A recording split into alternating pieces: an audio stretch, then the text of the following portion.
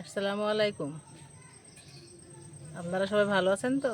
আল্লাহর রহমতে আমিও ভালো আছি। আমি সোনা ভানু কিচেন থেকে সবাইকে স্বাগত। এই যে মাছের ডিম আর এই বেসনের ময়দালি রান্নাঘরে হাজির হয়ে গেছি। এই ডিম দিয়ে আর এই বেসনের ময়দা দিয়ে ডিমের কারি বানাবো, তাই রান্নাঘরে পৌঁছে গেছি। এই যে ডিমগুলা এইভাবে মেরে নিচ্ছি। ডিমগুলো এইভাবে মেরে নেওয়ার পর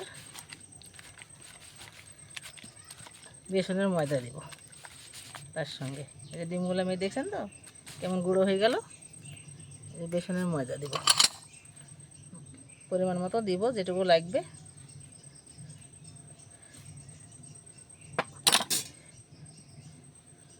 তার সাথে রসুন কুচি, ঝালের চিরা, পেঁয়াজ কুচি,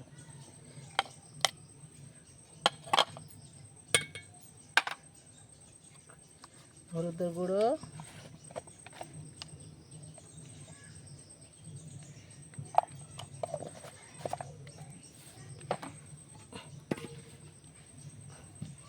আর দিব স্বাদ মতো লবণ।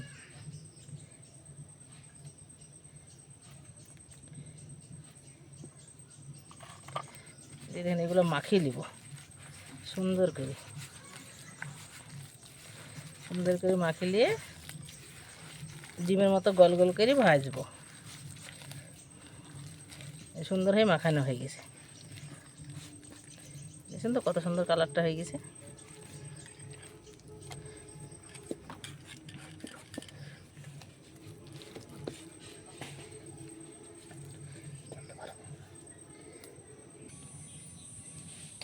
এই যে কড়াইয়ে তেল দিয়ে দিছি, কড়াইটা গরম হয়ে গেছে।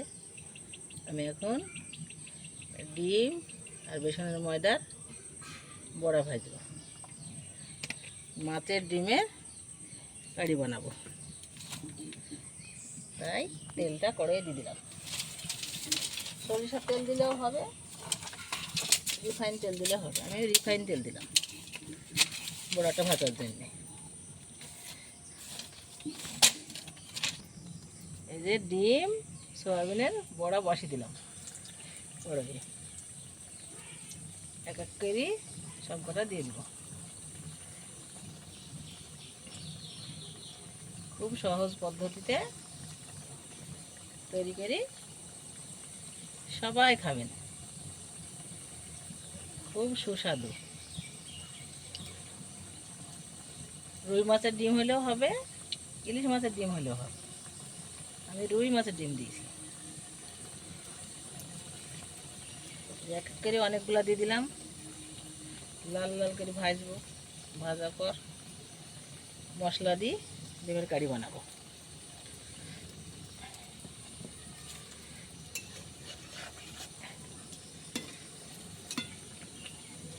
সুন্দর হয়ে লাল হয়ে গেছে, উল্টে দিচ্ছি।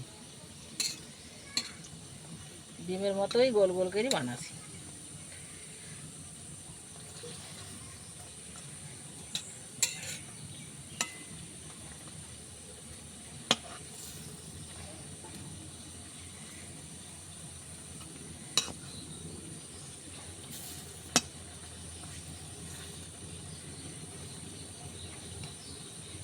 কত সুন্দর লাল হয়ে গেল।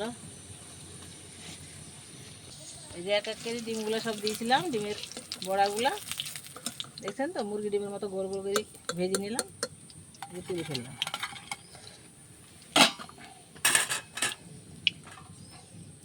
আর কটা হবে দিয়ে দিই।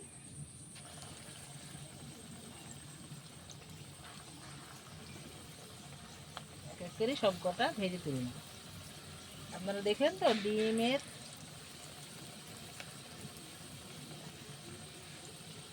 ডিমটা হাত দিয়ে সুন্দর কষে নিলাম।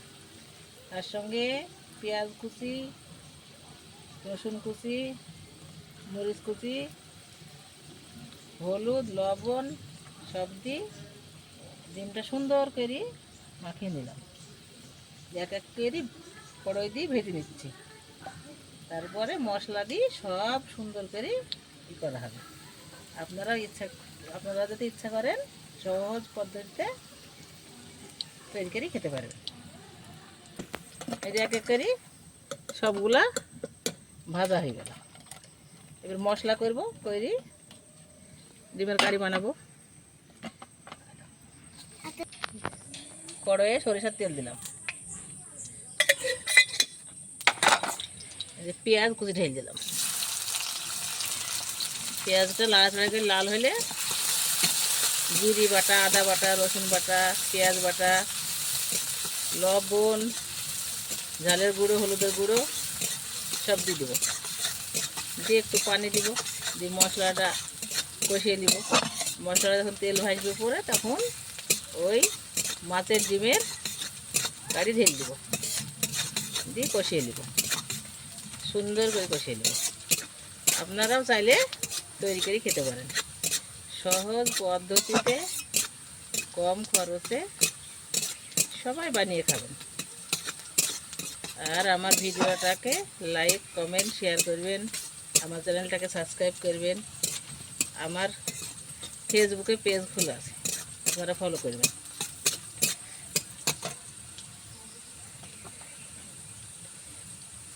দেখেন জিরি, আদা, রসুন, মশলা সব বাটা আছে, দিলাম। আর ওই যে কটা এলাচ আর কাঠ দিয়ে দিলাম এর সঙ্গে। এতে লাল মরিচের একটু গুঁড়ো দিব, কালার মতো হলুদের গুঁড়ো,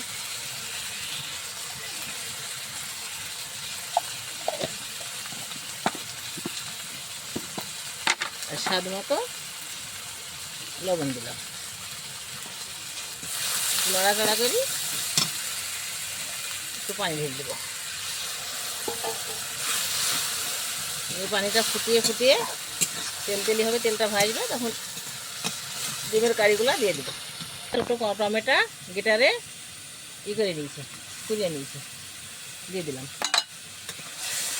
এতে সস দিলেও হয়, আমি টমেটো দিলাম, সস দিয়েও খেতে পারেন আপনারা।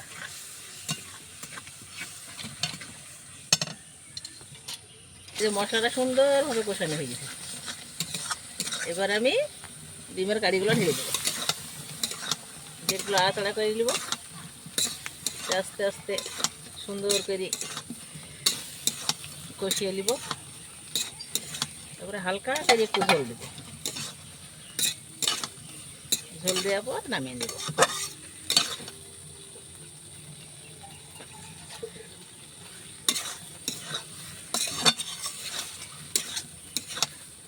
একটু হালকা করে পানি দিলাম।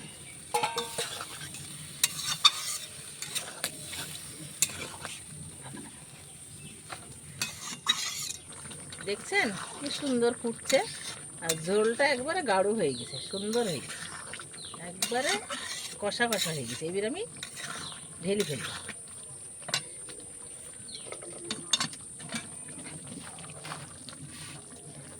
বিসমিল্লাহ।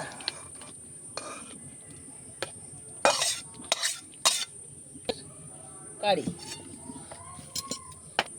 এই যে আমি ডিমের কারিতে মশলা জিরে গুঁড়ো দিয়ে দিলাম। ভাজা একটু না দিলে ভালো লাগে না, তাই আমি একটু ভাজা দিই। আপনারা সবাই ভিডিওটা দেখবেন, লাইক, কমেন্ট, শেয়ার করবেন, চ্যানেলটাকে সাবস্ক্রাইব করবেন।